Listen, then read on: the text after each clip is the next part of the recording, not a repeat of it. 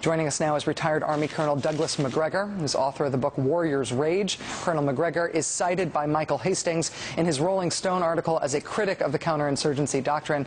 Colonel Macgregor, thank you very much for coming on the show again. Oh, thank you, Rachel. If the president chose to remove General McCrystal over these comments, do you think that he would be justified in doing so? Oh, absolutely, without question. Setting aside all of the imprudent remarks that you've already covered, one of the things that McCrystal does in the article is he expresses an acute lack of confidence in the validity of the very tactics, that is, counterinsurgency, that he urged the president to adopt last fall. And if you've got a commander in the field who has serious questions about the validity of the approach that he's taking, that in and of itself is justification, in my judgment, to call him back and ultimately to replace him with someone else. Do you think this scandal presents a real opportunity for us? Not in theory, not in academic terms, but a real opportunity right now for us to rethink our strategy in Afghanistan. Is there a competing strategy available other than counterinsurgency to explain, justify, and give a purpose to what our troops are doing there now? Absolutely. This is a golden opportunity.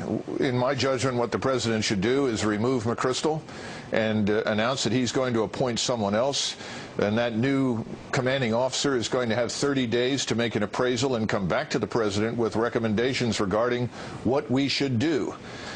One of the things that Americans don't seem to understand is that what we've been doing is clearly an extension of what's been going on under the Bush administration for many, many years. If you go back to Bob Woodward's book, State of Denial, he recounts a conversation between General Retired Keane, the former Vice Chief of Staff of the Army, and Secretary Gates, and he asks him, this is before the Obama election, don't you want these policies to continue?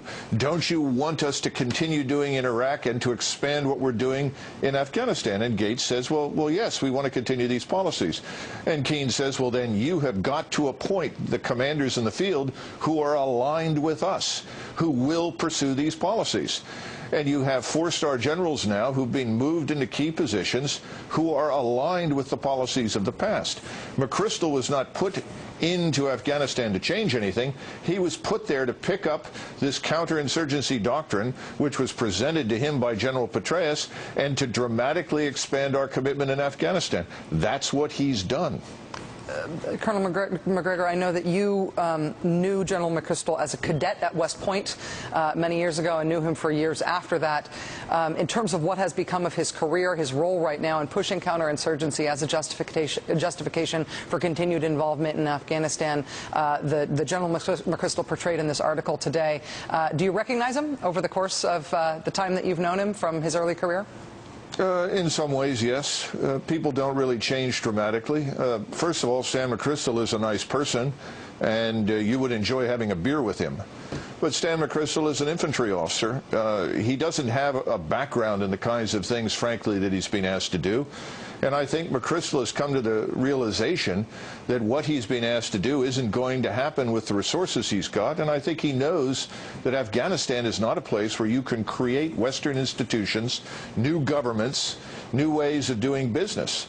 This is a very backward place. It's very diverse. He's got a very different set of requirements than I think he ever anticipated. Colonel Douglas Macgregor, thank you very much for your time tonight, sir. Really appreciate your insight here. Thank you.